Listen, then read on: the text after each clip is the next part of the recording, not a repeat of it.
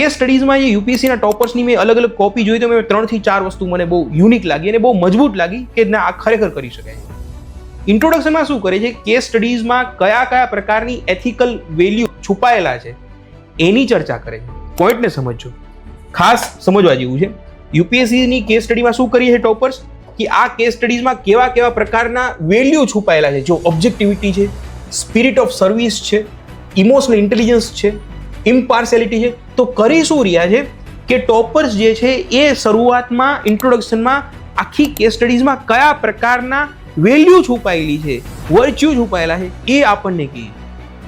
અને હજી આગળ એક તો ખાલી વેલ્યુ અને વર્ચ્યુ કહી જાય છે, સાથે સાથે યુનિક વસ્તુ બીજી એ પણ બહુ ખાસ સમજવા જેવી છે કે આ કેસ સ્ટડીઝનો જવાબ એ લોકો કયા મૂલ્યોના આધારે અથવા કઈ એક્શન લેવાના છે એની એક આછી પાતળી ઝલક પણ આપી દે કે આ કેસ સ્ટડીઝમાં મારી એક્શન શું હશે એની એક આછી પાતળી ઝલક આપી દે છે. એટલે જે કેસ સ્ટડીઝ વાંચી રહ્યો છે, જેને પોતે વિચાર કરો આપણી જીપીએસસીની પરીક્ષામાં હોય તો 7,000 8,000 હજાર લોકો મીન્સ લખતા હોય એને પોતાનો જવાબ જોતો હોય કે આને ખરેખર આને ખબર પડે છે કે નહીં, આ બરોબર આવી એક્શન લેશે કે નહીં.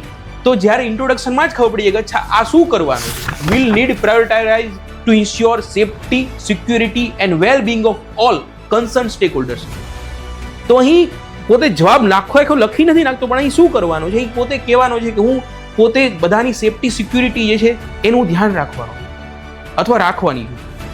અહીંથી શું થશે, તમે આ પહેલું જ જે છે ઇન્ટ્રોડક્શન જે બહુ મજબૂત છે એટલા માટે રાખ્યું તમને લોકોને ખ્યાલ પડે. એક તો વેલ્યુ આપી દીધી, કઈ પ્રકારની વેલ્યુ જે છે એનો ઉપયોગ કરશે અને એ આખી કેસ સ્ટડીનું સમાધાન કઈ રીતે કરવાના છે, એનો એપ્રોચ શું હશે એ પણ આપણને બતાવી દે છે.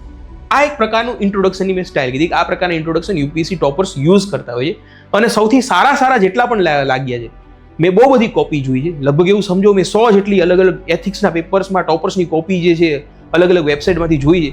એમાંથી મને જે સારી લાગી છે ને એ મેં મૂકી છે, એના સ્ક્રીનશોટ મૂક્યા. તો એક તો વસ્તુ આ થઈ.